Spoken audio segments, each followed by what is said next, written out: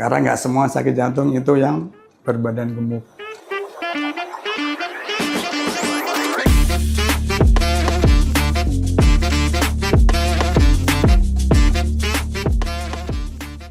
Halo Sobat Sentra, saya Dr. Abdullah Zaini, spesialis jantung dan pembuluh darah konsultan dari Sentra Medica Hospital Cibinong. Dalam Sentra Scoop kali ini, saya akan membahas tentang mitos atau fakta seputar penyakit jantung koroner. Mitos. Ya, karena penyakit jantung koroner bisa menyerang anak muda juga, nggak semua itu orang tua. Karena sekarang anak muda ini sudah banyak tidak melakukan perubahan gaya hidup. Jadi gaya hidup yang buruk, yang misalnya suka merokok, kemudian minum alkohol, tekanan darahnya tinggi, kegemukan, nggak pernah olahraga. Nah, itu sebagai salah satu faktor risiko terjadinya satu jantung koroner. Jadi bisa terkena pada anak muda dan orang tua. Mitos.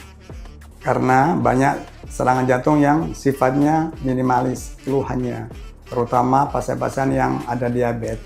Itu biasanya tidak merasa nyeri dada karena ada namanya neuropati diabetik. Ya, jadi tidak ada nyeri dada, dia hanya terasa nggak nyaman aja. Kemudian di pihak lain atau di pembuluh darah lain yang bukan sebelah kiri, yang sebelah kanan, yang mana RCA, itu bukan nyeri dada, tapi mual, muntah, keringat dingin, pingsan. Itu juga suatu serangan jantung, gejala serangan jantung. Fakta, penyakit jantung koroner bisa dicegah. Karena apa? Karena penyakit jantung koroner itu punya banyak faktor risiko. Nah, faktor risiko ini kalau kita bisa kendalikan, maka penyakit jantung bisa dicegah. Misalnya apa? Kita harus mengontrol tekanan darah yang baik. Kalau misalnya ada gula, kita obati gulanya. Kita merokok, kita bisa stop. Ya, jadi olahraga yang teratur. Ya, itu bisa untuk mencegah penyakit jantung koroner. Mitos. Karena faktor risiko penyakit jantung bukan hanya tekanan darah saja, tapi banyak faktor. Misalnya tadi saya bilang ya, misalnya ada gula darah yang tinggi, faktor keturunan keluarga, kolesterol tinggi, dia merokok. Nah, itu juga salah satu faktor risiko terjadinya penyakit jantung koroner. Mitos. Karena apa? Karena justru kalau wanita kalau sudah menopause, itu angka keseringan terjadi penyakit jantung koroner lebih tinggi daripada laki-laki. Karena wanita sudah tidak punya lagi hormon estrogen. Ya, karena hormon estrogen itu sebagai kardioprotektif.